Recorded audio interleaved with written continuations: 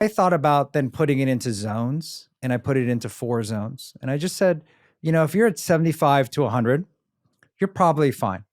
And meaning that, you're in a zone where you're just moving along. If you're at 50 to 75, you're probably in a place where you might need to start to think about how you may want to recharge. If you're in that 25 to 50, it's time to start figuring out, take a break. You may need to take a walk. You may need to put down the phone. You may need to stop the litany of Zoom calls that you're on right now, right?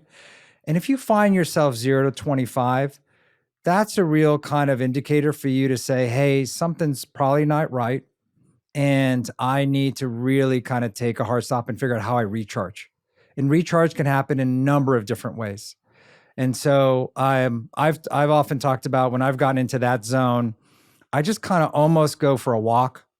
I sometimes go outside. I take some deep breaths.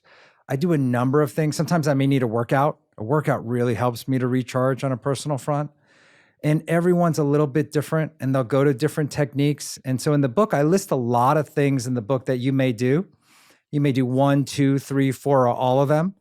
And they're just really techniques for you to figure out what works for you. Mm-hmm. Yeah, no, I really like that breakdown, because I think we're all better when we're measuring things with numbers. That's right. There's a specificity there. And I'm one of those people. I think the way your phone is charged says so much about you as a person. So my phone is always charged. I'm very rarely below 30% or 40% on my phone. And I think I try and monitor my personal health in a similar way. As soon as I feel myself going below 50%, I know it's time for an early night. I know it's time to cancel weekend plans. And I'm always shifting things to recharge. And I love that idea, because I think we hear the word rest, and then sometimes we feel guilty. We shouldn't, but we feel guilty, like, oh, I don't have time to rest. Yeah.